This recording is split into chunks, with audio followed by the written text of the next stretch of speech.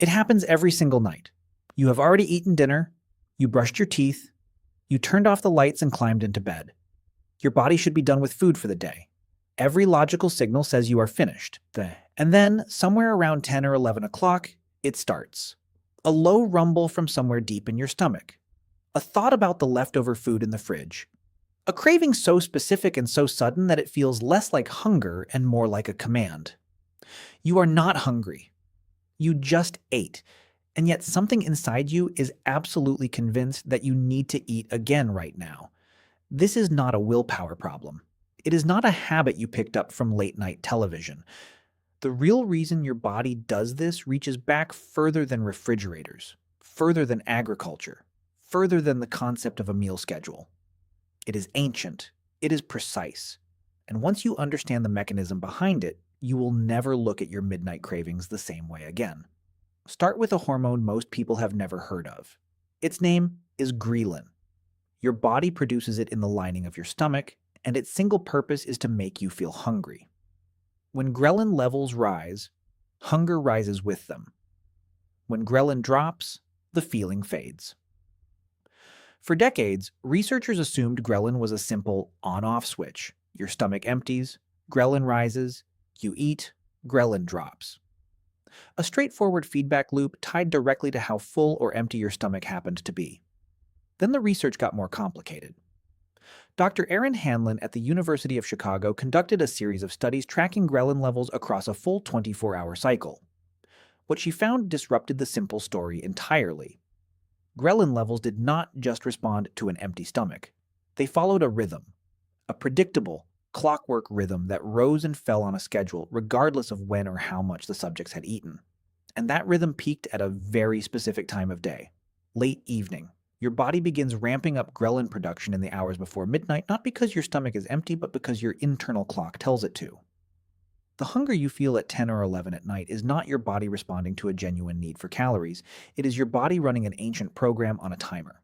And that timer was set a very long time ago. Go back approximately 2 million years to the environment your ancestors actually lived in.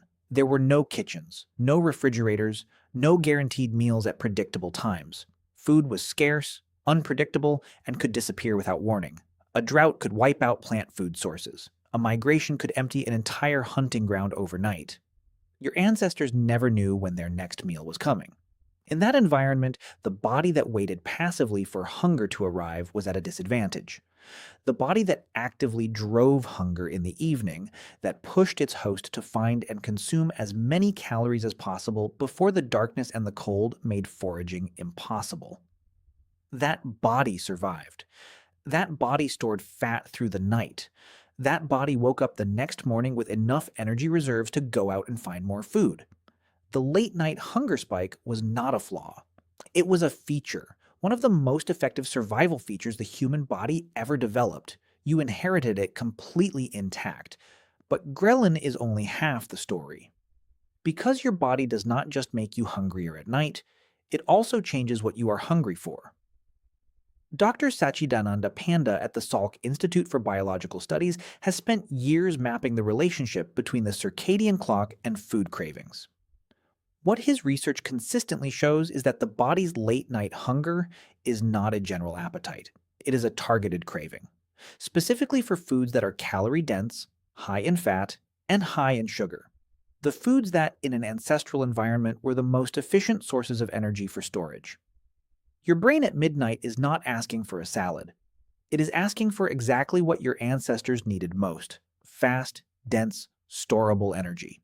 The specific craving you feel for chips or chocolate or bread or cheese at 11 at night is not random. It is a precise biological request shaped by millions of years of survival pressure, which is why it feels so much harder to resist at night than during the day. This is where another system enters the picture: your endocannabinoid system, the same internal network that the active compounds in cannabis interact with. Dr. Erin Hanlon's research at the University of Chicago found something remarkable. Late-night ghrelin spikes are accompanied by a corresponding rise in endocannabinoid activity in the brain, specifically in the regions responsible for sensory pleasure and reward. This means that at night your body is not just making you hungrier. It is simultaneously making food smell better, taste better, and feel more rewarding to eat. Every signal in your brain being recalibrated to make the experience of eating at night feel more compelling than eating at any other time of day. The food is the same. Your kitchen has not changed. But your brain at midnight is a fundamentally different instrument than your brain at noon. It is designed to close the deal. And here's the part that makes this genuinely unsettling.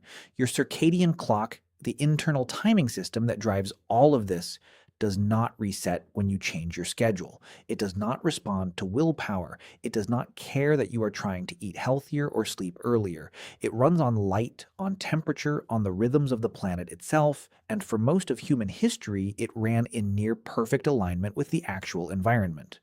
Rising and falling with the sun, regulating hunger and sleep in a system that had no conflict, because darkness meant sleep, and sleep meant no available food anyway. Then electric light arrived. Suddenly, the darkness that was supposed to signal the end of the day could be pushed back indefinitely. Your circadian clock still produced the late-night ghrelin spike on schedule. But now, instead of that hunger arriving in a dark environment with no food available, it arrived in a brightly lit kitchen full of more calorie-dense food than your ancestors would have encountered in an entire month. The ancient program met the modern environment. And the ancient program had no way to update itself. This is why late-night eating is so strongly linked to weight gain in the research. Not because the calories are somehow different at night, but because the specific combination of elevated ghrelin, heightened endocannabinoid activity, and the unnatural availability of food in the modern evening creates conditions for overconsumption that your body was never designed to resist. You were built to eat everything available when this signal fired, because in the world this signal evolved in, everything available was never very much. Now, everything available is a refrigerator full of food engineered by scientists to be as rewarding as possible to eat. The mismatch is total. Dr. Frank Shear at Harvard Medical School has shown through controlled studies that people consume significantly more calories in the evening hours than at any other point in the day, even when total daily intake and activity levels are held constant. The circadian rhythm of appetite is not a background signal. It is one of the most powerful drivers of human eating behavior, and it reliably pushes consumption toward the end of the day regardless of what the person consciously wants or intends. You are not weak, you are not undisciplined. You are a modern human running 2 million-year-old appetite software in a world that did not exist when that software was written. So tonight, when the lights go down and the kitchen starts calling, when you find yourself standing in front of the open refrigerator at 11 at night, not entirely sure how you got there, know this.